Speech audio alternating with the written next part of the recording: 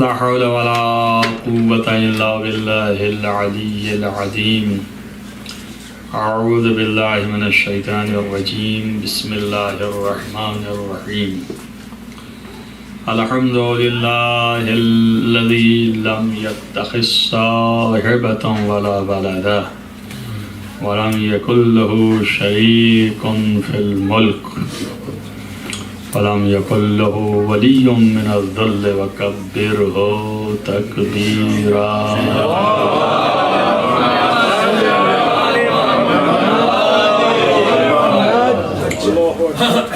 ثم الصلاة والسلام على سيد الأنبياء والمرسلين خاتم النبيين مولانا مولى الكونين جد الحسن والحسين أبي القاسم محمد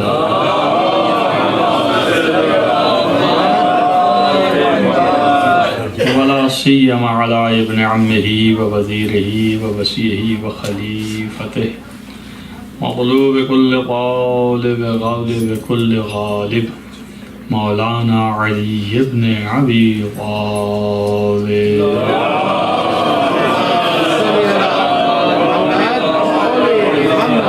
وآله الطيبين الطاهرين المعصومين المظلومين الذين أذهب الله عنهم الرجس وطهرهم تطهيرا.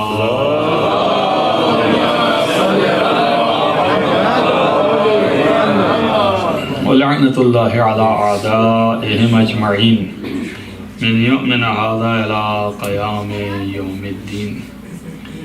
أما بعد فقد قال الله سبحانه وتعالى في كتابه الحكيم. بسم الله الرحمن الرحيم. قل هل يستوي الذين يعلمون والذين لا يعلمون. صلوات محمد.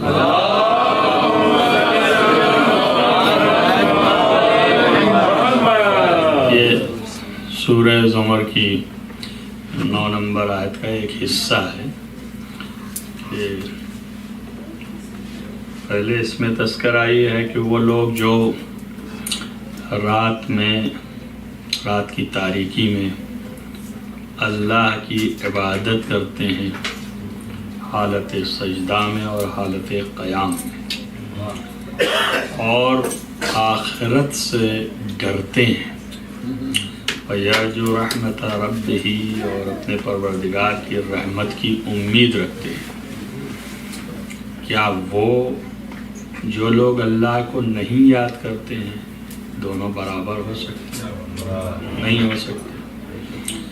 قُلْ هَلْ يَسْتَوِي الَّذِينَ اے پیغمبر ان سے کہو کہ کیا وہ لوگ جو علم رکھتے ہیں وَالَّذِينَ لَا يَعْلَمُونَ اور جو علم نہیں رکھتے ہیں کیا یہ دونوں برابر ہیں؟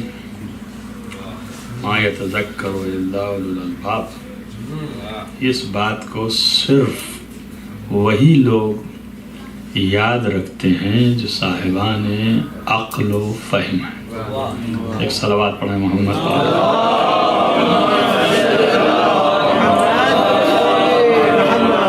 یہ آیت آپ ہمیشہ سنتے رہتے ہیں اتنا حصہ اور بحث بھی اسی سے ہے کہ کل کی مجلس میں نے ذکر کیا تھا کہ اللہ تعالیٰ یہ کہہ رہا ہے ان لوگوں سے سوال کرو جو اہل ذکر ہیں. گویا آپ کے سوال کا جواب ہے یہ کہ کس سے علم لیں. تو علم ان سے لو جو عالم ہیں جو جانتے ہیں علم رکھتے ہیں اور جو علم نہیں رکھتے ہیں ان سے تم نہ پوچھو اس لیے کہ وہ علم ہی نہیں رکھتے اور ظاہر ہے کہ جب علم نہیں رکھتے ہیں تو جو رکھتے ہیں وہی تو بتائیں گے. تو اس کا یہ مطلب نہیں کہ کچھ نہیں رکھتے. علم کی نفی کی ہے اللہ نے. توجہ رکھیے گا آپ. ایک چیز یہ بھی ہے کہ ہم بولتے ہیں ایسا اور شمار کیا گیا ہے لغت میں ایسا، لیکن یہ ضد نہیں ہے. تضاد اسی کو کہتے ہیں جو بالکل نفی ہو. اس بات یعنی ثابت ہے، اس کے مقابلے میں یعنی ہے اور نہیں، یہ دونوں ضد ہیں. تو علم کا جو ضد ہے وہ جہل نہیں ہے، علم کا ضد عدم علم ہے. علم اور علم کا نہ ہونا. جہل کئی طریقے سے ہو سکتا ہے، علم کا نہ ہونا. اور یہ نفی اس لیے لے آئے کہ علم کس کو کہتے ہیں؟ تو علم کہتے ہیں 100% کو، 100، اس میں ذرہ برابر کم نہ ہو. 100% جو ہے وہ علم کہلاتا ہے. اور اگر 100% سے تھوڑا سا کم ہوا تو وہ ظن یا ظن قوی یا اطمینان کے لفظ اس کے لیے استعمال کرتے ہیں. ایک مجلس میں نے اس سے متعلق کچھ گفتگو کی تھی، یاد ہو ان میں سے کچھ لوگوں کو، پتہ نہیں سب تھے نہیں تھے. تو ظاہر ہے کہ اس حیثیت سے اب اس کی کیٹیگریز ہیں. ایک منزل پر وہ گمان ہے، ایک منزل پہ شک ہے، ایک منزل پہ وہم ہے. تو وہم جو ہے وہ سمجھیے آپ کی اگر 49 ہے تو یہ وہم ہے، 49 سے لے کے 0 تک. اور ادھر 50 اور 50 ہے تو شک ہے. اور اگر ادھر 49 اور ادھر 51 ہوا تو گمان ہو گیا. ظن کہتے ہیں اسے. ظن کی پیروی نہیں کرنا چاہیے. قرآن کہتا ہے ان الظن لا یغنی من الحق شیئا. تو ظن جو ہے وہ ذرہ برابر حق تک نہیں پہنچا سکتا، حق جو ہے وہ بتا نہیں سکتا. اب 51 سے لے کر کے 99 تک جو ہے یہ سب ظن کے زمرے میں آتا ہے. اور 100 جب ہو گیا تو وہ یقین ہو گیا اور علم ہو گیا. تو اب یہ جو 99 تک آتا ہے اس میں بھی مدارج ہیں ظن کی. ظن ضعیف، تو انہوں نے کہا کہ جو اللہ نے یہ کہا ہے کہ ظن جو ہے وہ حجت نہیں ہے، تو وہ ظن جو ہے وہ حق تک نہیں پہنچاتا، تو وہ ظن ضعیف کی بات کی اللہ نے. یہ گروہ ہو گیا. پھر ظن جو ہے وہ قوی، ان کا وہ تو حق تک پہنچا دے گا، لہٰذا وہ خارج ہے اس میں سے. کسی نے کہا کہ نہیں وہ قیاس جو ہے وہ بھی ایک گمان ہے نا، تخمینہ. قیاس جو ہے تخمینہ ہے، گمان ہے، تو وہ بھی جو ہے حق تک نہیں پہنچاتا ہے، لہذا اس کے لیے یہ آیت آئی ہے. اور اپنے اپنے حساب سے تفسیر کر کے چکر میں یہ ہیں کہ ظن کو حجت بنا لے جائیں. ہمارے علماء اس کے قائل نہیں ہیں، سارے مجتہدین. ہم جو ہیں وہ ظن کی حجت کے قائل نہیں، ظن حجت نہیں ہے. مجتہدین کے ہاں جو کچھ حجت ہے، علم تو ہے ہی ہے، علم کے آگے تو کوئی چیز نہیں. علم جو ہے وہ حجت نہیں ہے، وہ تو فطری ہے، اس کو حجت کہنے کی ضرورت نہیں ہے، وہ تو فطری ہے، وہی تو اصل ہدف ہے. لیکن اگر علم سے نیچے آئیں تو اطمینان عادی، یعنی عادتاً اطمینان حاصل ہو جائے. اور حجت وہی ہے کہ جس کے اوپر شرع میں اللہ تعالیٰ کی جانب سے دلائل قائم ہو گئے ہیں کہ یہ حجت ہے تو وہ حجت ہے. مثلا خبر واحد ایک شخص جو ہے وہ خبر دے رہا ہے، تو اگر قرآن نے کہا ہے کہ اس شخص کی چھان بین کرو اور اگر عدل نکلے تو مان لو، تو اب یہ عدل کی خبر جو ہے حجت ہے. تو یہ مقدمتاً اتنا آپ کو یہ حجت ہے. اس کے اوپر اللہ کا حکم ہے کہ یا ایھا الذین آمنوا ان جاءکم فاسق بنبأ، اگر کوئی فاسق تمہارے پاس کوئی خبر لے کے آئے، ان جاءکم فاسق بنبأ فتبینوا، تو تم اس کے چھان بین کرو. تو اس کا مطلب یہ اگر فاسق کا الٹا یعنی عادل خبر لے کے آئے تو تبین نہ کرو، قبول کر لو. تو اس لیے یہ حجت ہے، اسے ہم نے حجت قرار دیا. اور از نظر قرآن دلیل شرعی ہے قرآنی. علاوہ اس کے ہم اس کے بھی قائل ہیں کہ ہر طرح کی دلیل ہو جائے تو تمام کائنات کے عقلاء عالم بھی یہی مانتے ہیں کہ عادل کی خبر حجت ہے. تمام عقلاء جو ہیں اگر کوئی آ کے خبر دے کہ فلاں آدمی کا انتقال ہو گیا، لندن میں تھے، تو اگر وہ معتبر و موثق آدمی ہے تو ساری دنیا مانتی کہ نہیں مانتی؟ اس کا مطلب یہ کہ سارے عقلاء اس بات کے اوپر اتفاق رکھتے ہیں کہ اگر کوئی خبر واحد بھی ہو مگر عادل انسان دے، جھوٹا نہ ہو، تو اس کی خبر مانی جاتی ہے. تو یہ ظن نہیں ہے، الغرض یہ ہے کہ یہ اطمینان عادی ہے. اللہ یہاں بات کر رہا ہے عالم کی اور عدم علم کی. جتنا جو زحمت دی آپ کو اس لیے کہ ایک آدمی کے پاس علم ہے یعنی 100%، اور ایک آدمی کے پاس یہ ساری چیزیں جتنی بتائی، وہم بھی ہے، شک بھی ہے، ظن بھی ہے، یہ ساری چیزیں ہیں. ان دونوں میں کیا دونوں برابر ہیں؟ یہ تو دونوں برابر نہیں ہے نا. جس کے پاس علم ہے 100% اور جس کے پاس 99 ہے، دونوں برابر ہیں؟ نہیں برابر ہیں. تو جب دونوں برابر نہیں ہیں تو جس کے پاس علم ہے ہی نہیں سرے سے تو بالکل برابر نہیں ہے.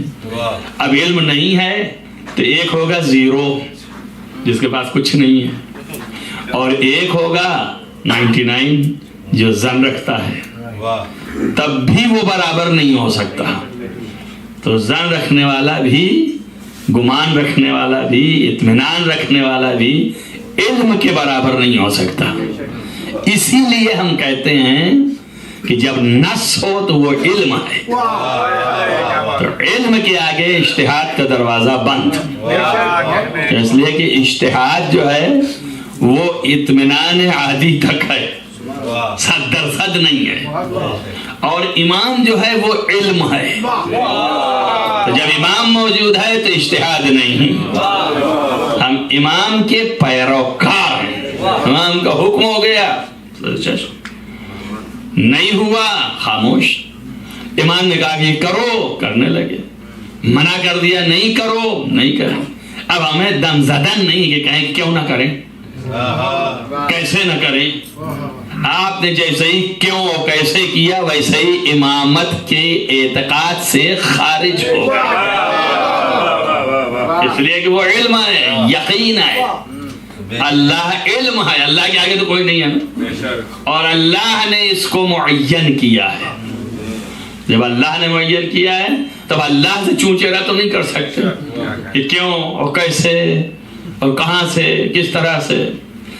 ایک مرتبہ ہے ضرور، وہ یہ ہے کہ عمل کریں گے، عمل کر کے دکھا دیا. اس کے بعد سوال کرنا علم کے لیے کہ ہم کو یقین حاصل ہو جائے کہ کیوں.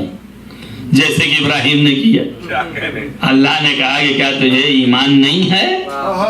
کہا کہ ہاں یقین بھی ہے مگر اطمینان نہیں پیدا ہو رہا. تو دیکھنا چاہتے ہیں کہ کیسے زندہ کرتا ہے. یعنی یقین ہے کہ تو زندہ کرتا ہے لیکن کیسے کرتا ہے یہ اطمینان کے لیے چاہتے ہیں. تو آپ اطمینان کے لیے سوال کر سکتے ہیں. جیسے کہ قیاس میں مولا نے منع کیا ہے، اور ابو حنیفہ جو ہیں وہ قیاس کرتے تھے اور 2 برس امام صادق علیہ السلام کے شاگرد رہے. یہ لکھا جاتا ہے لیکن زندگی بھر شاگرد رہے. اس کی وجہ یہ ہے کہ دفعتاً واقعتاً کبھی کبھی بارہا تشریف لاتے تھے، سوال کرتے تھے اور معلومات کرتے جاتے. اور جب جب اس وقت کی موجود ہیں روایتیں، جب جب وہ آتے اور سوال کرتے اپنی امامت کے بعد کہ وہ امام ہو چکے تھے ایک فرقے کے، لیکن آ کے امام سے سوال کرتے، امام جواب دیتے، اور اس کے بعد امام تنبیہ کرتے، وَلَا تُقِسْ، قیاس نہ کر، اگر قیاس کرے گا تو ہلاک ہو جائے گا، اس لیے کہ اول من قاسا ہوا ابلیس، اس لیے کہ جو سب سے پہلے قیاس کیا وہ ابلیس تھا، تو قیاس حجت نہیں۔ ابلیس نے یہی کہا نا، جب اللہ نے کہا کہ تو نے کیوں سجدہ کیا، تو اس نے کہا کہ تو نے مجھے جو ہے وہ آگ سے بنایا اور اس کو مٹی سے بنایا، اور آگ مٹی سے افضل ہے، درحالے کی آگ درخت سے ہے اور درخت مٹی سے ہے، تو آگ کی اصل مٹی ہے، آگ پتھر سے ہے اور پتھر مٹی سے ہے، تو آگ کی اصل جو ہے وہ مٹی ہے، تو اصل کو چھوڑ کے فرع کو افضل بتا رہا ہے اصل پر، تو یہ قیاس کیا نا اس نے۔ اس لیے امام نے پوچھا کہ اگر تو ایسا ہی کہتا ہے اور تیرا یہی خیال ہے تو بتا کہ پیشاب زیادہ نجیس ہے کہ منی زیادہ نجیس ہے، یا یہ بتا نہیں اگر ہو جائے تو غسل کرنا پڑے گا، تو قیاس تو الٹا ہوگا نا، پیشاب ہو تو غسل ہونا چاہیے اور منی ہو تو وضو کر لینا چاہیے، تو تمہارا قیاس پلٹ گیا، کیسے تم ایسے قیاس کر سکتے ہو؟ تو دین میں قیاس نہیں ہے۔ جیسے کہ بہت سے لوگ آ کے کہہ دیتے ہیں کہ دیکھیے سائنس نے یہ تحقیق کی ہے، جس تحقیق کے حساب سے ہمارے ہاں شریعت میں بھی یہ قانون ہے، کتنا ملتا جلتا ہے، تو فوراً آ کہتے ہیں کچھ دن کے بعد سائنس نے تحقیق کیا اس کے الٹا، اب شریعت کدھر گئی؟ تو آپ قیاس نہیں کر سکتے ہیں ایک دوسرے کا، سمجھ سکتے ہیں دلائل سے۔ تو الغرض یہ ہے کہ علم جو ہے وہ اصل ہے 100%۔ اب یہ علم جہاں بھی ہے وہ اور جو علم نہیں ہے وہ دونوں برابر نہیں ہو سکتے ہیں، جب برابر نہیں ہو سکتے ہیں تو کس کی اطاعت کرنا ہے؟ علم کی کرنا ہے یا یہ کہ جہاں علم نہیں ہے وہاں کرنا ہے؟ کس کی اطاعت کرنا ہے؟ قرآن نے ایک جگہ پہ اور کہا ہے سورہ یونس میں، اور وہاں پر فرمایا ہے کہ وہ شخص احق ان یتبع جو ہدایت کرتا ہے، یا وہ شخص جس کی ہدایت کی جاتی ہے وہ قابل اتباع ہے۔ تمہیں کیا ہو گیا ہے؟ کیف تحکمون فما لکم، تم کو کیا ہو گیا ہے؟ کیف تحکمون، کیسے فیصلہ کرتے ہو؟ ایک آدمی ہدایت کر رہا ہے اور ایک آدمی کی ہدایت کی جا رہی ہے، تو ان دونوں میں کس کی پیروی کرنا، کون حقدار زیادہ ہے اتباع کا؟ آپ کہنے کے بعد ممبر پہ آئے، انہوں نے کہا دیکھو مجھ سے خطائیں بہت ہوتی ہیں، اگر مجھے خطا دیکھ لینا تو سیدھا کر دینا مجھے، اور یہ خطا تو اپنی جگہ پہ ہے۔ دوسرے صاحب نے آگے کہا کہ بیعت ابی بکر فلتتن، بیعت ابو بکر جو ہے ایک دھوکہ ہے، وہ شرن، اور اس میں شر پایا جاتا ہے، تو اس کا مطلب یہ ہو گیا ہے کہ وہ شرری بیعت ہے۔ اب اپنے ہی قول سے اپنے کو قتل کر رہے ہیں۔ یہاں تک بھی کہا ہے کہ اگر کوئی دفعتاً کسی سے بیعت کر لے تو اسے قتل کر دینا چاہیے، یہ خلیفہ ثانی کہہ رہے ہیں۔ تو اب جب خلیفہ اول کی بیعت سقیفہ میں دفعتاً کر لیا تو خود ہی قتل کے واجب ہو گیا کہ نہیں ہو گیا؟ اپنے فرمان سے حکم دے دیا۔ دیکھیے علم اور جہل کا مطلب سمجھ لیجئے، اگر علم ہوتا تو ایسی بات ہی نہ ہوتی، جہل ہے پکڑائے دے رہا ہے۔ پھر اس کے بعد یہ کہنا کہ ان کی خود کی خلافت نص سے ہوئی، ان کے وہ کہہ کے گئے کہ ان کی وہ کر لو، بیعت کر لو اور یہ اتنا خلیفہ ہیں۔ ان کی جب شر پر تھی خلافت بیعت تو ان کی بھی کیا ہوگی؟ تو غرض یہ ہے کہ جہاں علم نہیں ہے وہاں قدم قدم پہ، ان کے علم نہ ہونے کی دلیل یہ ہے کہ ایک عورت جیسے ہی خلیفہ ثانی متمکن ہوئے خلافت میں تو فوراً جو ہے وہ انہوں نے ایک عورت کو جس کے بچہ 6 مہینے میں پیدا ہو گیا تو انہوں نے کہا کہ اس کو ہم حد جاری کریں گے،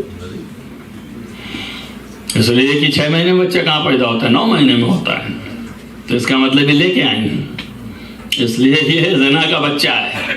جب حد جاری کریں، مولا ان پڑھ انہوں نے کہا ہے کہ کیسے حد جاری کرے گا، 6 مہینوں کا بچہ ہوتا ہے. تو آپ نے کہا قرآن کا فیصلہ ہے. اس نے کہا قرآن میں کہاں آیا ہے؟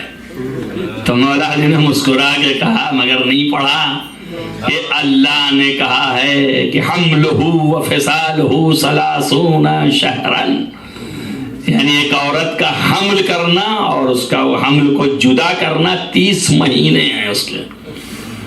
اور پھر دوسری جگہ کہا ہے کہ والمرضعہ، یعنی جو دودھ پلائے گی حولین کاملین، 2 سال پورا دودھ پلائے گی. تو حولین کاملین جو ہے 24 مہینہ، اور 30 میں سے 24 گھٹاؤ تو بچے 6 مہینہ. حملہ و فصالہ 30 شہرا، تو اب مدت اقل حمل کی 6 مہینہ ہے. یہ شریعت نے حکم دیا ہے کہ اگر 6 مہینے میں کوئی بچہ پیدا ہوتا ہے تو وہ بچہ اسی باپ کا ہے، اسی شوہر کا ہے جس سے یہ بیوی ہوئی ہے، کسی اور کا نہیں ہے. وہ کم ترین مدت حمل کی 6 مہینے، 6 مہینے میں بچہ پیدا ہو سکتا ہے، کوئی حرج نہیں ہے. اور بالا ترین مدت شریعت نے 1 سال رکھ دیا ہے. ممکن ہے کہ بعض مشکلات پیدا ہو جائیں جس کی وجہ سے بچہ پیدا نہ ہوا ہو، سال لگ جائے. تو کم ترین 6 مہینہ، بالا ترین 1 سال. تو تم کیسے اس کو حد جاری کر سکتے ہو؟ تو کہنے لے ہاں یہ قرآن میں تو ہے. اس کے بعد تھوڑی دیر کے بعد دوسرے دن یا تیسرے دن یا کچھ مدت کے بعد ایک اور عورت آئی جو بیچاری حاملہ تھی، اور کہنے لے اسے رجم کروں گا، اس لیے کہ اس نے غلط اقدام کر دیا تھا، زنا کر لیا. تو کہا اس کے اوپر رجم کریں گے ہم. اب اس میں تو کوئی مطلب نہیں ہے، اس لیے کہ زنا کیا ہے ثابت ہو گیا. تو مولا نے کہا کہ کیسے رجم کرے گا؟ اس پہ رجم ہے، لیکن اس کے شکم میں جو بچہ ہے اس کے بارے میں کیا سوچا ہے؟ وہ کیا کریں؟ تو آپ نے بتایا جب تک وہ بچہ جدا نہ ہو جائے اس وقت تک تم کچھ کر نہیں سکتے ہو. پھر قرآن کی آیت پڑھی تو انہوں نے کہا کہ لولا علی لہلک عمر، اگر علی نہ ہوتے تو عمر ہلاک ہو جاتے. تو یہ علم بول رہا ہے، وہ عدم العلم بول رہا ہے. توجہ کیجیے، ایک صلوات پڑھیے محمد وآل محمد.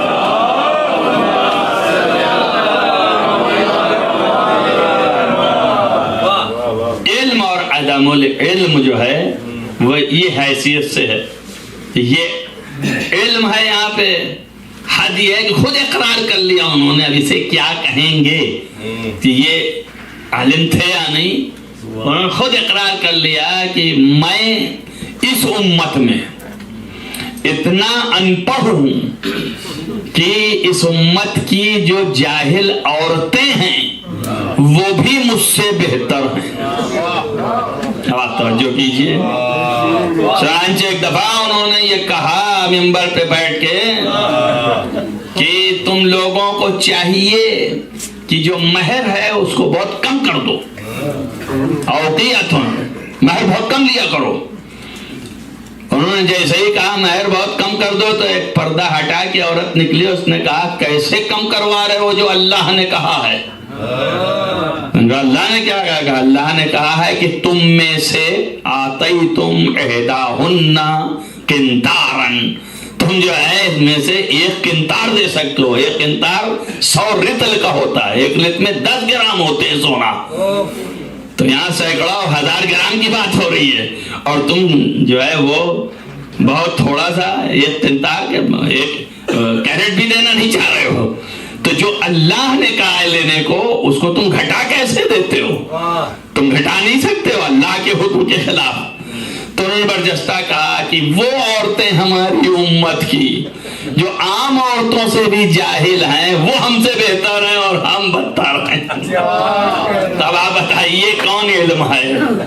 ایک اس طرف ہے کہ ہر بیان پہ پکڑا جاتا ہے، اور ایک اس طرف ہے کہ کہتا ہے جو پوچھنا ہے پوچھ لو قبل اس کے کہ میں دنیا سے جا رہا ہوں. ایک صلوات پڑھے محمد والے.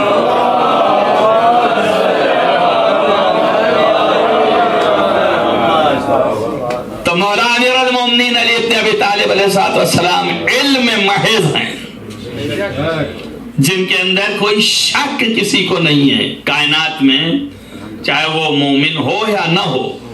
مولا کی سوانح حیات پڑھنے کے بعد آپ دیکھ لیجئے اتنی بڑی کتاب سوانح حیات امیر المومنین، عدالت یعنی آواز، عدالت کی آواز کے نام سے کتاب لکھی، صوت العدالت الانسانیہ۔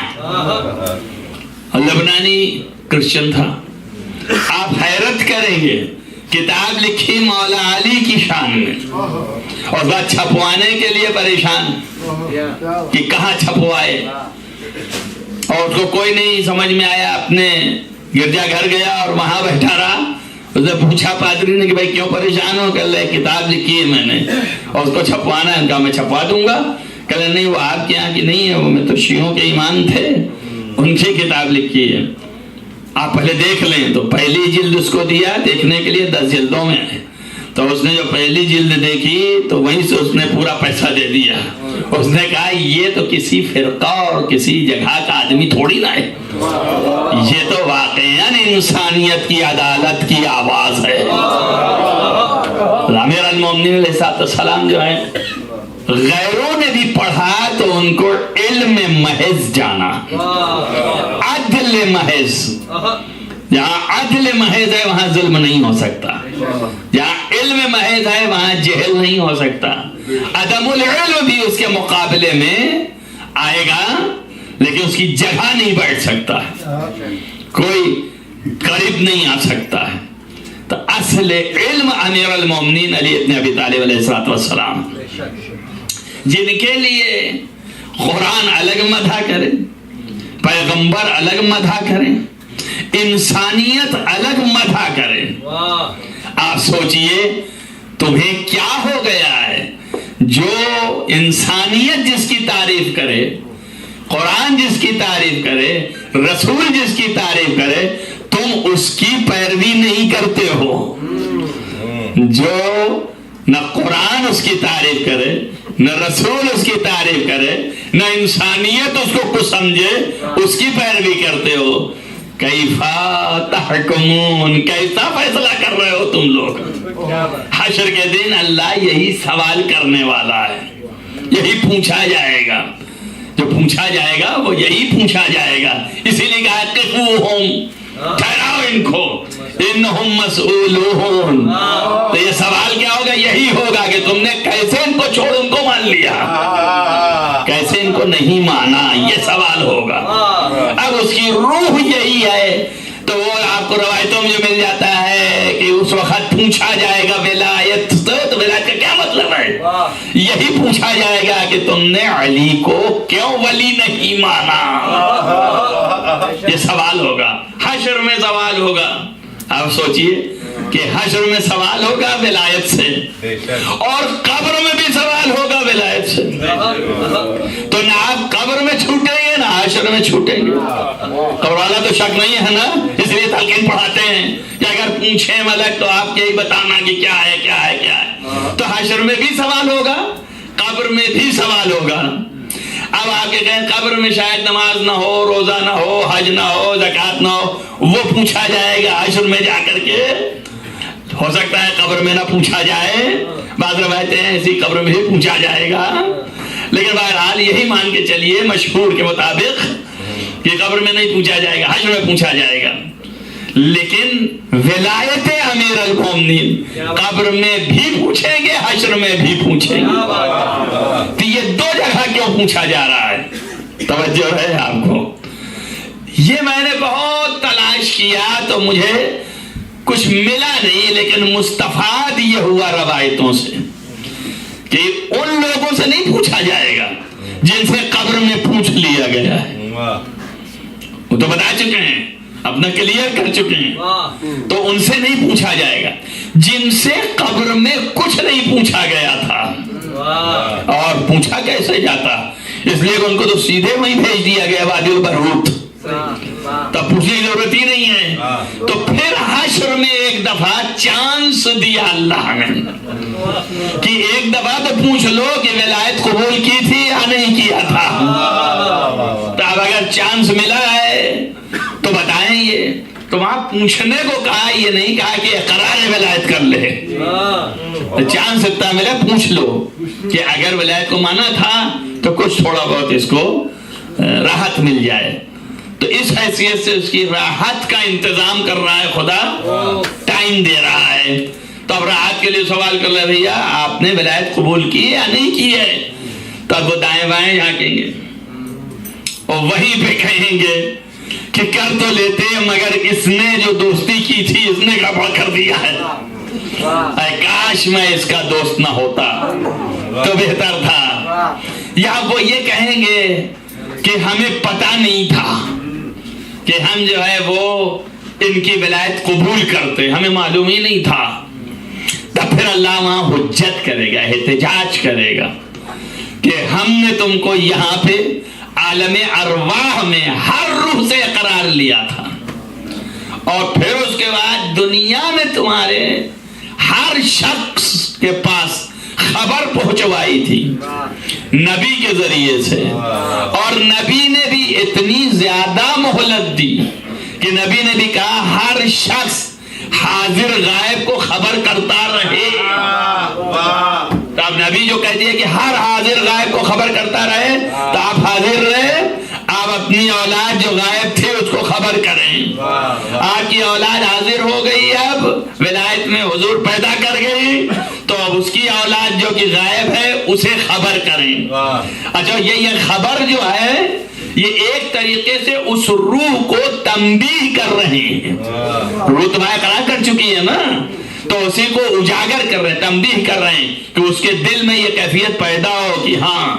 تو اب یہاں پر اماموں نے فرمایا ہے کہ جن روحوں نے بغیر کسی تعامل کے وہاں پر ولایت قبول کی تھی, وہی روحیں یہاں پر علی کی ولایت بغیر تعامل کے قبول کر لیں گے. اور جن روحوں نے وہاں پر تعامل کیا, شک کیا, وہی روحیں یہاں پر بھی تعامل کرتی ہیں, شک کرتی ہیں, ٹھہرتی ہیں, رکتی ہیں, قبول کرنے میں احراز کرتی ہیں, ادھر ادھر جاتی ہیں. اب اگر اس میں سے کوئی ایسا تھا کہ راہ حق سمجھ میں آ گیا اس کے اور قبول کر لیا, تو اللہ یہ ساری چیزوں کو معاف کر دے گا. بطفیل ولایت امیر المومنین علی بن ابی طالب. صلوات پڑھیں محمد وعلیہ.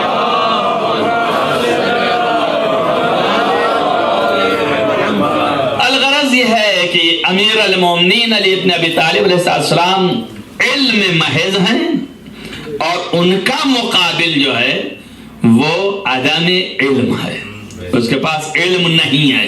یہ ایک جہت تھی. اب دوسری جہت علم کی وہ بھی عرض کروں. علم کیا ہے تو بتایا بھائی, صدر ست کو علم کہتے ہیں. یہ تو لغوی و عقلی و یہ بحثیں ہو گئی, لیکن معصوم کیا کہتا ہے کہ علم کسے کہتے ہیں؟ تو معصوم کہتے ہیں العلم نور یقذفہ اللہ فی قلبہ من یشاء. علم ایک نور ہے جو اللہ جس کے دل میں چاہتا ہے ڈال دیتا ہے. تو کتاب علم نہیں ہے, جو پڑھتے ہیں ہم یہ علم نہیں ہے, یہ سب ذریعہ علم ہے. ممکن ہے اس کے ذریعے سے پڑھتے پڑھتے ہم اس راستے پہ پہنچ جائیں جہاں اللہ ہمارے دل میں وہ نور ڈال دے. تو علم ایک نور ہے, اللہ جس کے دل میں چاہتا ہے ڈال دیتا ہے. توجہ ہو گئی. تو اب اگر نور مان لیا آپ نے, تو اب یہاں جو سوال کیا اللہ نے کہ کیا وہ لوگ جو صاحب علم ہیں اور وہ لوگ جو صاحب علم نہیں ہیں دونوں برابر ہیں؟ یعنی صاحب علم جس کے پاس نور خدا ہے, کیا بات ہے, اور جس کے پاس صاحب علم نہیں, جس کے پاس نور خدا نہیں ہے, تو کیا دونوں برابر ہو سکتے ہیں؟ نہیں ہو سکتے ہیں. اب اگر اصحاب پیغمبر میں نظر دوڑائیں آپ, تو تو ایک صحابی ایسا نہ ملے گا جو نور خدا کا حامل ہو. توجہ کریں آپ, صرف نور خدا کا حامل جو ہے وہ صرف 14 معصومین ہیں. علی ابن ابی طالب علیہ السلام ہیں. جب 14 معصومین ہیں جو نور خدا کے حامل ہیں تو یہی 100% علم ہے. باقی سارے لوگ یا ظن ہے یا گمان ہے یا اطمینان ہے یا یہ ہے وہ ہے. اس لیے کسی ایک صحابی کو نبی نے نہیں کہا کہ تم اگر ان کی پیروی کر لو تو نجات پا جاؤ گے. صرف اسی کے لیے کہا ہے جو علم ہے 100%. ایک صلوات پڑھیں محمد والے.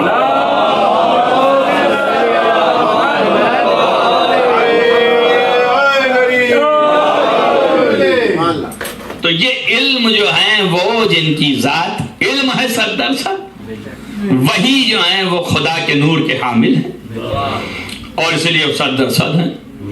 دوسرے جو ہیں نہیں ہیں, اسی لیے ان کے درجات آپ ملاحظہ کیجئے اس منزلت تک نہیں پہنچ پائے. بالا ترین درجے تک جو پہنچا وہ 10 درجے پہ رہ گیا, اور امیر المومنین 100 درجے پہ ہیں. تو 100 درجے پہ کیوں ہیں؟ اس لیے کہ علم محض ہیں, یقین محض ہیں. اسی لیے کہا نا پیغمبر نے جب نکلے آپ تو آج کل ایمان جا رہا ہے. کل ایمان 100% کو کہتے ہیں. کل کفر کے مقابلے میں وہ بھی کفر میں 100% ہے, دونوں کا مقابلہ ہے. اور یہاں پہ ایک جملہ کہ یہاں پہ ایسا ہے کہ جو روایات اور تاریخی واقعات نقل کیے جاتے ہیں اس میں یہ کہا جاتا ہے کہ وہ بار بار کہتا تھا پیغمبر سے کہ کہاں ہیں وہ لوگ جو تمہارے حامی ہیں, اور مسلمانوں کہاں آؤ میرے مقابلے میں. اگر مجھے مار دینا تو جنت چلے جانا, اور اگر مارے گئے تم تو جنت چلے جاؤ گے, تو آ کیوں نہیں رہے ہو. اور 3 مرتبہ امیر المومنین اسلام کھڑے ہوئے.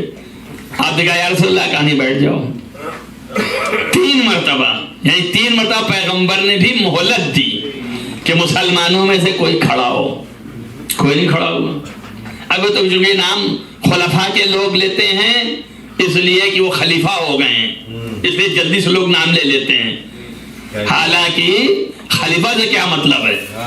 اس وقت ہم تو یہ پوچھ رہے ہیں ابو ذر کیوں نہیں کھڑے ہوئے, سلمان کیوں نہیں کھڑے ہوئے. وہ کہتے ہیں کہ ہم جائیں گے یا رسول اللہ. 10 درجے ایمان پر تھے, 9 درجے ایمان پر تھے ابو ذر و سلمان, اور پھر ان سے نیچے والے مقداد کھڑے ہوتے کہ ہم جائیں گے. اور یہ لوگ تو بہت زیادہ وہ تھے. آپ لوگ ان کا نام جن کا لوگ لیتے ہیں وہ خلیفہ ہونے کی وجہ سے لیتے ہیں, اور کوئی وجہ نہیں ہے. کوئی کو کسی سے کوئی دشمنی نہیں ہے. وجہ صرف یہ ہے کہ وہ خلیفہ ہو گئے, مقام ان کا بالا تھا, اس لیے لوگ ان کا نام لیتے کہ یہ کیوں نہیں آئے تھے.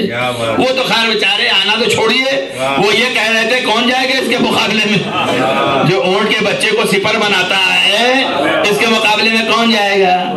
ہم نے کتنے آسانی سے کہا, آپ نے آسانی سے سنا. مطلب کیا ہوا؟ مطلب یہ ہوا کہ انہوں نے فوج کے اندر دہشت پھیلائی.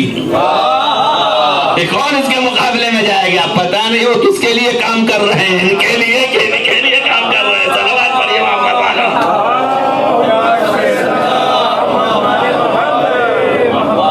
کون جا سکتا ہے؟ لیکن کیوں نہیں اٹھے ابو ذر, کیوں نہیں اٹھے سلمان, کیوں مقداد, کیوں عمار, اور جو بھی چاہنے والے تھے پہلوان, یہ لوگ کیوں نہیں اٹھے؟ بتائیے آپ کے پاس کوئی جواب ہے؟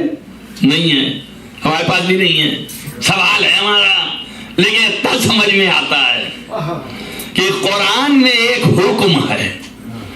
جنگ خندق ہی میں یہ آیت آئی ہے.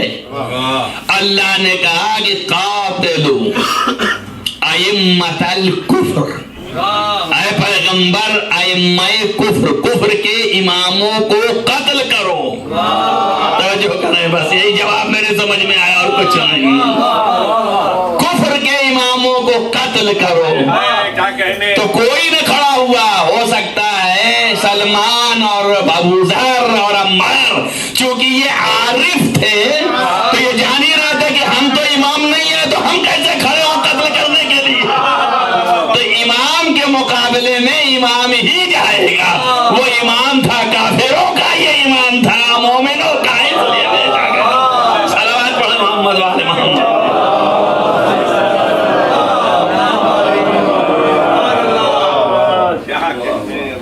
مولا امیر المومنین علیہ الصلوۃ والسلام کل ایمان، اور ظاہر ہے کہ جس کا یقین سے عمل ڈھل جائے تو وہ عمل بہت ہی قیمتی ہوتا ہے بنسبت ظن و گمان و شک. یہ جو ہم عمل کر رہے ہیں اگر پتہ نہیں ہے، یقین نہیں ہے، بس کر رہے ہیں، تو یہ گمان ہے، ظن ہے، اطمینان ہے، خبر واحدہ ہے ہمارے پاس، اس طرح کریے، اس طرح کریے، اس طرح کریے، کر رہے ہیں. اگر امام کھڑے ہو کہہ دیں اس طرح کریے تو سب درزد ہے. امام ہے نہیں، 1400 سال کا فاصلہ ہو گیا. اب یہ جو ہے تولا جائے گا اس طرح، چونکہ ہمارے اور امام کے درمیان فاصلہ ہے اور امام پردے میں ہے، ہم معذور ہیں، عذر ہے، تو ان سب بات سے خدا قبول کر لے اور کر لے گا وہ الگ چیز ہے، لیکن صد در صد جو ہے اس کے مقابلے میں تو نہیں آئے گا نا یہ عمل. تو اس عمل کا وزن کم ہو گیا، اور جو صد در صد ہے یقین سے جو آپ نے کیا ہے اس کا وزن ویسا ہی رہے گا.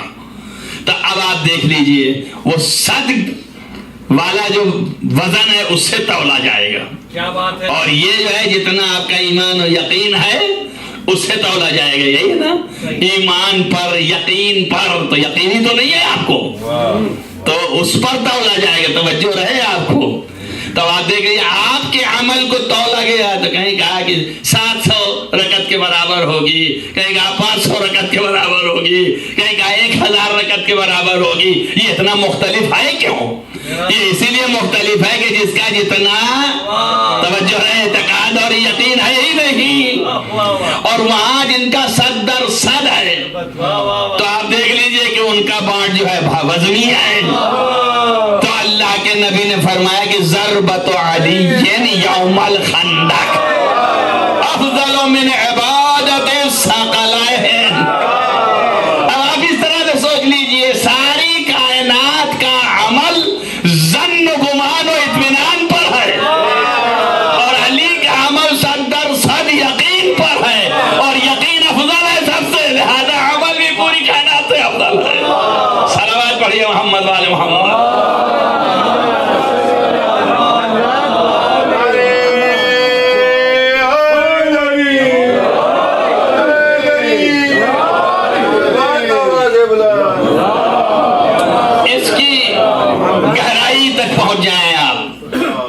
گہرائی کیا ہے اس کی گہرائی یہ ہے کہ ہمارا ساری کائنات کا عمل یقین سے نہیں ہے. آپ کو یہ بہت برا لگ رہا ہوگا، گراں گزر رہا ہوگا، لیکن جو حقیقت ہے وہ ہے ساری کائنات کا. کیا بات ہے. لیکن انہی کا یقینی ہے جو صد در صد ہیں. وجہ کیا ہے؟ سب سے بڑا معیار ایمان میں خدا ہے. توجہ رکھنا، اس کی دقت یہ ہے، خدا کا سب سے بڑا معیار ہے. کوئی دنیا کا ایسا نہیں ہے جس نے خدا کو دیکھا ہو. توجہ کر رہے آپ، جب دیکھا نہیں تو صد در صد نہیں ہے. اب بتائیے کون دیکھ سکتا ہے؟ کوئی دیکھ نہیں سکتا ہے. اب میں یہ نہیں کہہ رہا ہوں کہ انہوں نے دیکھا ہے، لیکن اتنا کہہ سکتا ہوں سب نے خدا کو واسطے سے پہچانا ہے. توجہ رہے، خدا اور اس کے درمیان کوئی واسطہ تھا تو پہچانا ہے. صرف یہ چہاردہ ہیں کہ جن کی خلقت ایسی ہے کہ کوئی واسطہ ہی نہیں ہے خدا کے پہچاننے میں. اب جب خدا کے پہچاننے میں کوئی واسطہ نہیں تو پہچانا کیسے؟ تو اس کو خود ہی بیان کیا کہ یا من دل ذاتہی، یا من دل علی ذاتہی بذاتہ، جس نے ہم کو اپنے سے پہچانوایا. توجہ کر رہے ہیں آپ کس کے منہ میں زبان ہے کہ کہے میں نے دیکھا ہے اور میرے یقین میں فرق نہیں آئے گا.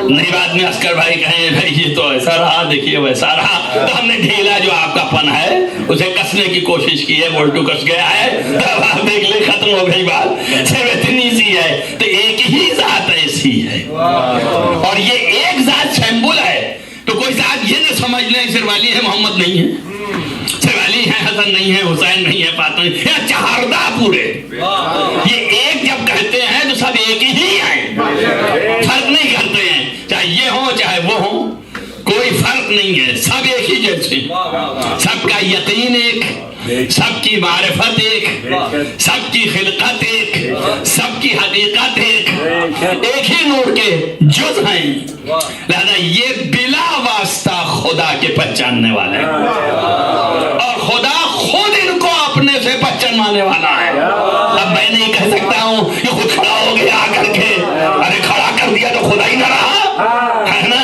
تب جس طرح سے بھی اس نے پہچانوایا ہے بہرحال انہوں نے پہچانا ہے، ہم نہیں پہچانے، ہم نہیں جانتے، ہم تو واسطے سے پہچان رہے ہیں نا، تو ہم واسطے سے پہچانتے ہیں۔ اب یہ اپنا اپنا مقدر ہے کون کس کو واسطہ بناتا ہے۔ ایک صاحب کہتے ہیں ہم بھائی فلسفی ہیں، ہم تو خدا کو پہچان لیتے ہیں، اس لیے کہ دن و رات جب ہوتا ہے تو ہم پہچان لیتے ہیں، اور جو عاقل عقل مند ہے وہ پہچان لیتے ہیں، کہتے ہیں بھائی دن و رات کا کوئی بنانے والا ہے، بس جب یہ دن اور رات بدلی تو ہم نے پہچان لیا۔ اس لیے کہا نا اس نے کہ ہم ایسے اہل نظر کو ثبوت حق کے لیے اگر رسول نہ آتے تو صبح کافی تھی، تو فلسفیانہ جواب ہو گیا۔ کسی نے کہا بھائی ہم نے یہ ستارے دیکھے، یہ شمس دیکھے، یہ قمر دیکھے، تو یہ ساری چیزیں جو بنی ہیں ان کو دیکھ کر کے کہ اتنی محکم اتنی وہ کائنات کی کوئی شے فرد اس کو بنا نہیں سکتا ہے، تو اس کا مطلب اسی کا بنانے والا جو ہے بہت بڑا حکیم تھا، اس کے علاوہ کوئی حکیم نہیں، وہی جو ہے خالق کائنات ہے۔ تو ہم نے پہچان لیا اس کو، تو کس کے ذریعے سے پہچانا؟ سورج کے ذریعے سے، چاند کے ذریعے سے، ستارے کے ذریعے سے، توجہ کر رہے ہیں آپ، تو اس کے ذریعے سے آپ نے پہچان لیا اور اللہ کو پہچان لیا۔ اب آپ سوچئے آپ نے ان چیزوں کا واسطہ تو قبول کر لیا، اب یہاں سے آپ ایک چیز اور سمجھ لیجئے کہ اگر بغض آ جائے کسی سے تو اس کے کمال دکھتے نہیں ہیں، چونکہ بغض ہے اس لیے نہیں ہے۔ آپ دیکھ لیجیے ستارے سے اللہ کو پہچان رہے ہیں، چاند سے اللہ کو پہچان رہے ہیں، سورج سے اللہ کو پہچان رہے ہیں، دن اور رات سے اللہ کو پہچان رہے ہیں، اور ہم نے کہا کہ جن کے طفیل میں یہ سب خلق ہوا ہے وہ ذریعہ معرفت خدا ہے، وہ سمجھ میں نہیں آتا، ان سے جو بغض ہے اس لیے سمجھ میں نہیں آتا، ان کے ذریعے سے نہیں پہچان سکتے ہیں۔ لیکن ہونا یہی چاہیے کہ جو سب سے بڑی مخلوق ہے اس کی پہچان، اس کے اعتبار سے پہچاننا، اس کی معرفت کی وجہ سے آپ کو معرفت زیادہ ملے گی۔ امام باقر علیہ السلام سے کسی نے پوچھا تھا، کسی نے پوچھا کہ آپ بتائیں کہ ہم کس طرح اللہ کو پہچانیں۔ اب یہ دقیق تھا، اس لیے کہ اللہ جو ہے وہ محدود نہیں ہے، ہماری عقلیں محدود ہیں، تو محدود کبھی لامحدود کو سما نہیں سکتا ہے، نہیں سما پائے گا،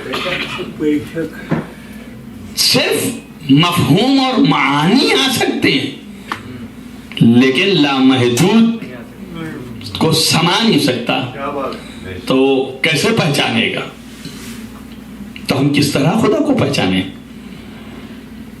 تو حضرت نے فرمایا کہ معرفت خدا کا مطلب یہ نہیں ہے جو تم سمجھ رہے کہ کوئی چیز ہے کہیں ہے تو اس کی شجاعت، اس کا علم، اس کا جو ہم دن بھر پڑھتے رہتے ہیں، اس کا قادر ہونا، اور اس کا یہ تو آپ ڈھونڈ رہے ہیں جگہ کہ کون ہے جو بہت زیادہ قادر ہے تو اس کو مان لیں۔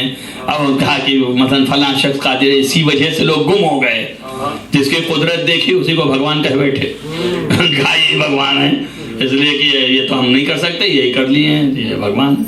اور جب بعض لوگوں کے اتنی بھی تمیز نہیں ہے، عذاب کو بھی وہ سمجھے کہ بھگوان ہے، جس کے اوپر عذاب نازل ہو گیا کہ بھگوان ہے، اور جس کی صورت مسخ ہو گئی انہوں نے کہا کہ یہ بھگوان ہے۔ تو یہ تو ظاہر ہے کہ گمراہی یہ چیزیں ہیں.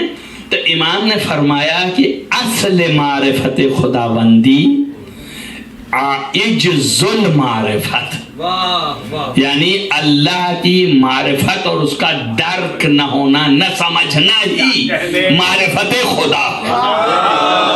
یعنی آپ ایک ایسی ذات کا تصور رکھتے ہیں کہ جس کو آپ پہچان نہیں سکتے ہیں اور ہر چیز اس کے پاس ہے مگر آپ نہیں جان سکتے ہیں، عاجز ہے پہچاننے سے. تو عجز المعرفت للہ المعرفت اللہ، یعنی اللہ کی معرفت سے عاجز ہونا ہی اللہ کی معرفت ہے. یہ معرفت معجزاتی ہے.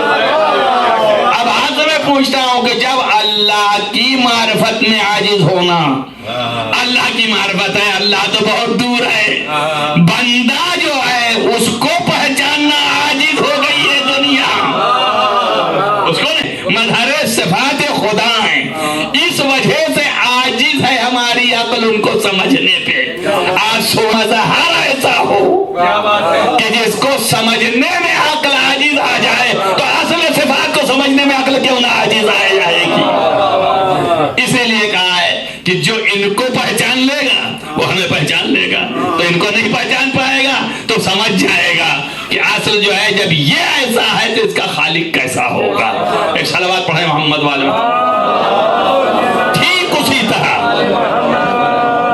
جس طرح سے جادوگروں نے پہچانا اللہ کو صرف یہ دیکھ کر کہ اگر ہماری طرح یہ بھی جادوگر ہوتا تو یہ اس طرح نہ ہوتا، لیکن یہ جو ہے ڈنڈا پھر ہو گیا اور سب کھا بھی گیا، کدھر گیا کچھ پتہ ہی نہیں.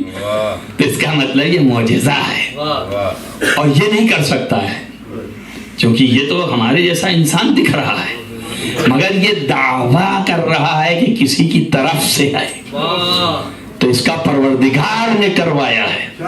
تو ہم اسی کے پروردگار کے اوپر ایمان لے آتے ہیں. تو پہچانا کس کے ذریعے سے؟ توجہ کر رہے ہیں آپ. ہارون اور موسیٰ کے ذریعے سے پہچانا تو اس نے انہی کا نام لیا کہ ہم ایمان لاتے ہیں. آمن تو یعنی ہم ایمان لاتے ہیں رب ہارون و موسیٰ. تو ایک بات یہ بھی سمجھ میں آ گئی کہ جو ذریعہ ہوں اللہ کے پہچاننے کا ان کا اقرار آپ کرتے رہیں. تو جو آپ پوچھتے ہیں کہ یہ علی ولی اللہ کیوں آ گیا بیچ میں، تو جب لا الہ الا اللہ کا اقرار کیا تو محمد رسول اللہ و علی ولی اللہ یہ دونوں کی اللہ کا یہ انتظام ہے کہ جو علم محض ہے اس کو اتنا ہی علم دیتا ہے. اگر علم نہ دے، تحمل، قوت برداشت اگر وہ نہ دے تو برداشت نہیں کر سکتا نا.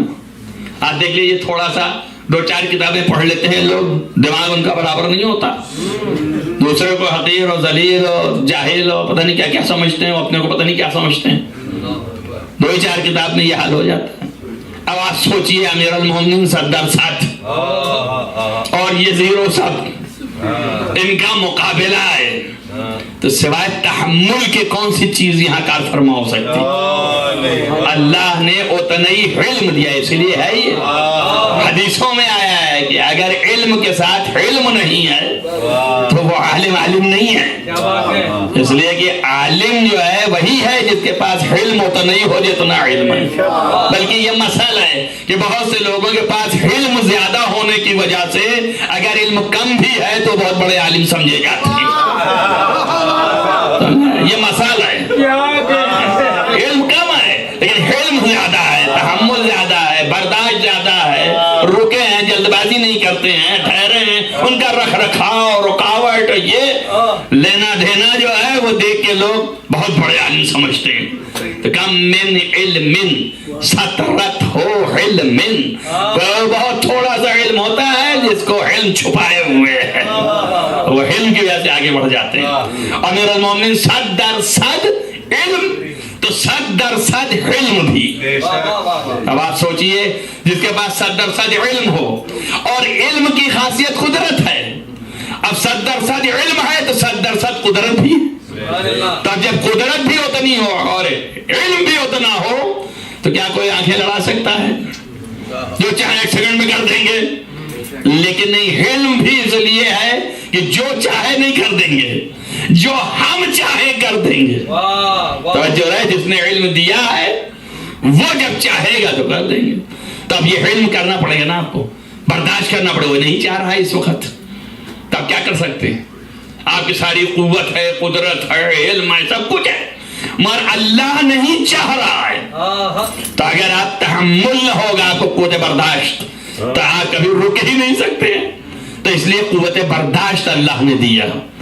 یہ قوت برداشت ہے کہ علی ساری طاقت و شجاعت رکھنے کے باوجود اپنے گلے میں رسی بندھوا لیتے.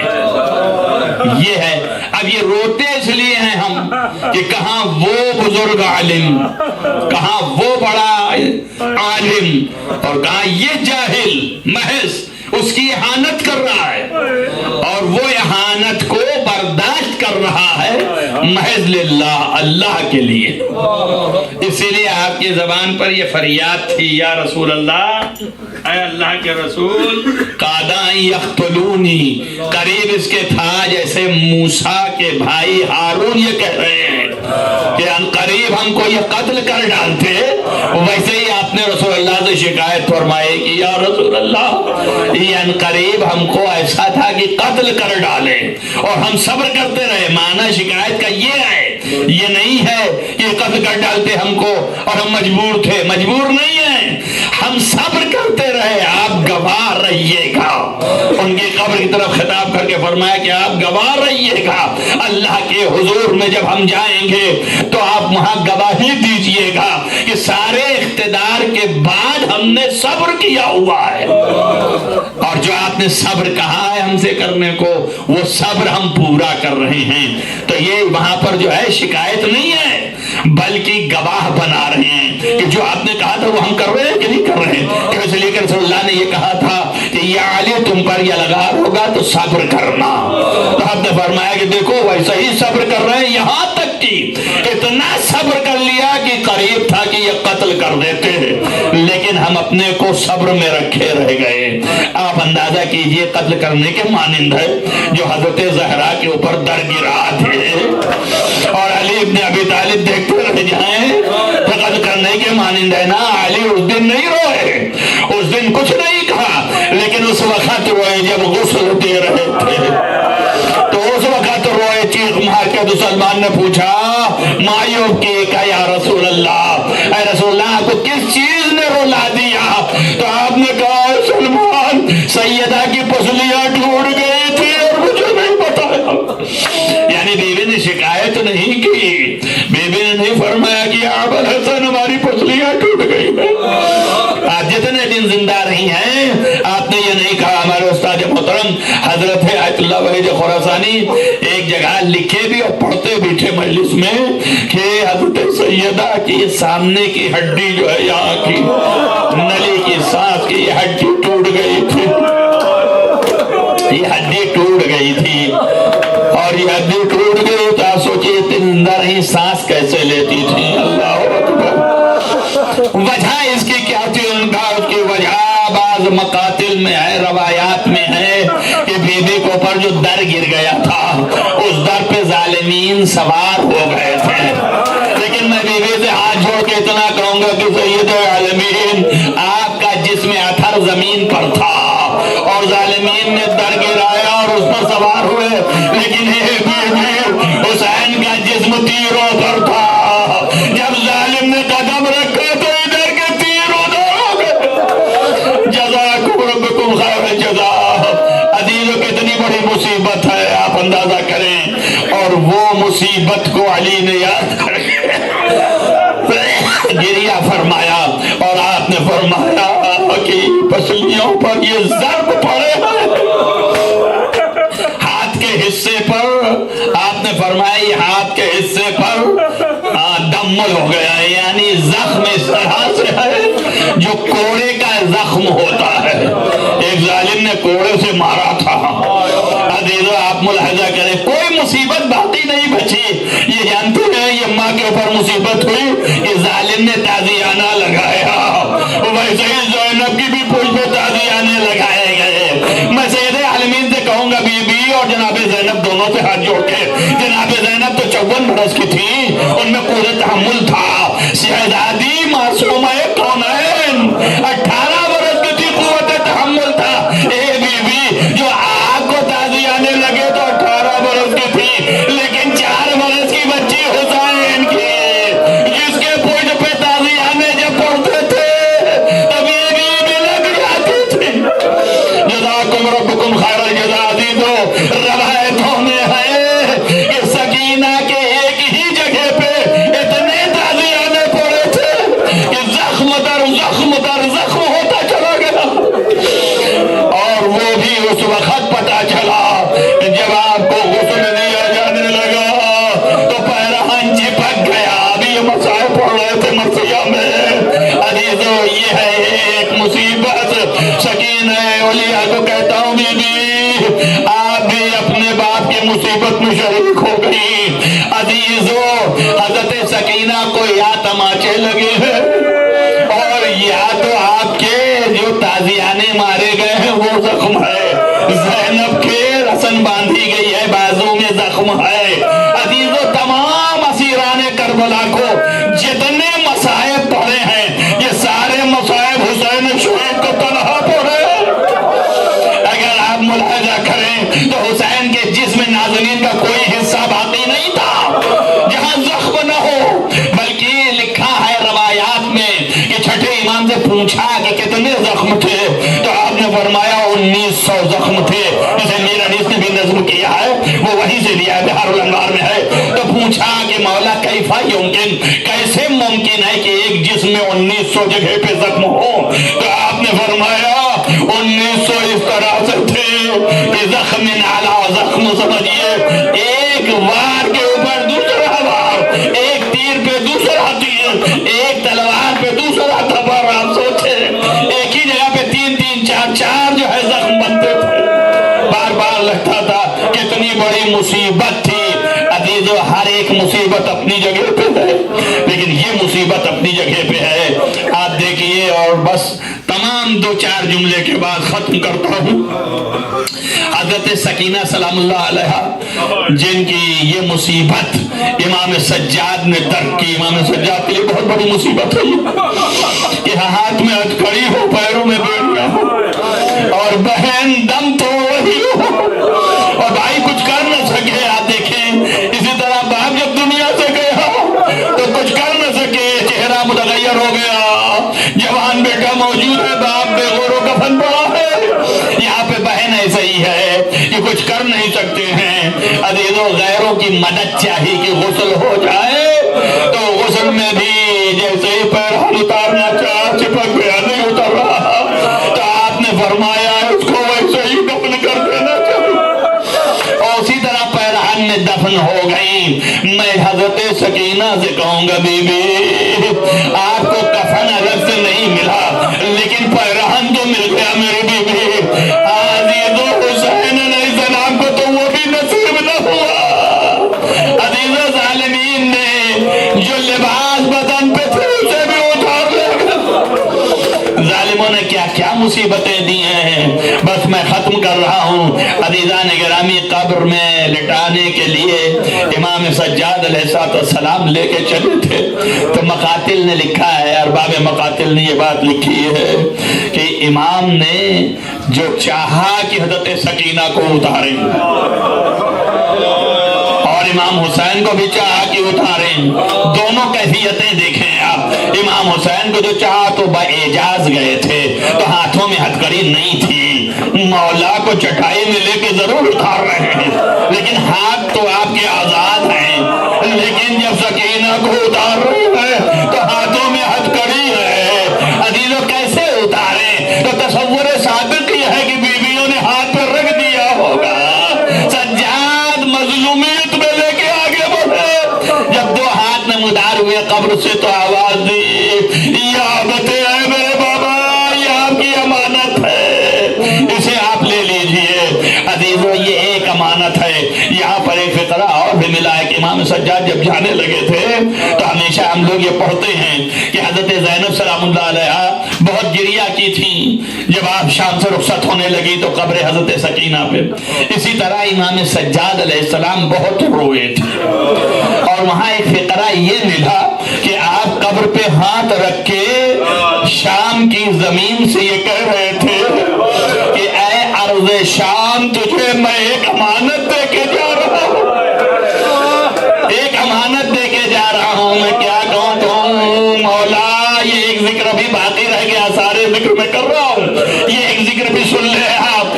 کہا کہ اے ارض شام، ہم تجھے امانت دے کے جا رہے ہیں. تو آج تک سکینہ کی امانت تو موجود ہے نا ابھی تک. میں کہوں گا مولا سجاد سے کہ آپ نے ایک امانت رکھی ہے، شام میں ابھی تک ہے، لیکن حسین نے پشت خیمہ پہ ایک امانت رکھی تھی، اور کربلا کی زمین پہ ہاتھ رکھ کے کہا تھا اے ارض کربلا، یہ امانت رکھ رہا ہوں. عزیز الشمر نے صبح یازدہم اپنے نیزہ سے اس امانت کو نکالا اور بچے کے سر کو ہوا میں لے کر کے ایسے ذبح کیا کہ یازدہم پھر عاشورہ میں تبدیل ہو گیا. عزیزو سوچو، ایک ماں کھڑی دیکھتی رہ گئی اور اس کا لال ذبح کر دیا گیا، 6 مہینے کا بچہ لیا. سيعلم الذين ظلموا أن ينقلبوا منقلبون. اللهم إني أسألك بحق فاطمة بعدها وسر المستودع فيها أن تصلي على محمد وآل محمد. بارے اللہ تجھے واسطہ ہے محمد وآل محمد کے معبود، گناہان کبیرہ و صغیرہ عفو فرما، نیک اعمال کی توفیق عنایت فرما. جہاں جہاں بھی محبان آل محمد ان کو حفظ امان میں رکھ، روضہ مقدس کی حفاظت فرما. بار الہ تمام حاضرین جلسہ کی دلی اور شرعی مرادوں کو پورا کر، بانی مجلس کے تمام دلی اور شرعی مرادوں کو پورا فرما. بار الہ تجھے واسطہ ہے محمد وآل محمد کے تمام مریضوں کو شفا دے. تمام مرنے والے مرحومین جو محبان آل محمد سے ان کو جوار معصوم میں جگہ عنایت فرما. بار الہ جن لوگوں نے دعاؤں کے لیے کہا ان کے حوائج کو پورا فرما دے، ظلم کا خاتمہ فرما دے، مظلومین کی حمایت فرما. تمام علماء کا سایہ ہمارے سروں پر محفوظ رکھ، مراجع اور حضری کی حفاظت فرما. بار الہ ہمارے آقا اور مولا ولی نعمت حضرت حجت علیہ السلام کو ظہور جلد از جلد فرما. ان کے اصحاب و انصار میں ہمیں قرار دے، مخلصین میں شمار فرما. اہل بیت کو، امام زمان علیہ السلام کو اور خدا کو سب کو ہم سے راضی خوشنود قرار دے. اللہم تقبل من دعا بحق محمد و آل طاہرین ماتمین.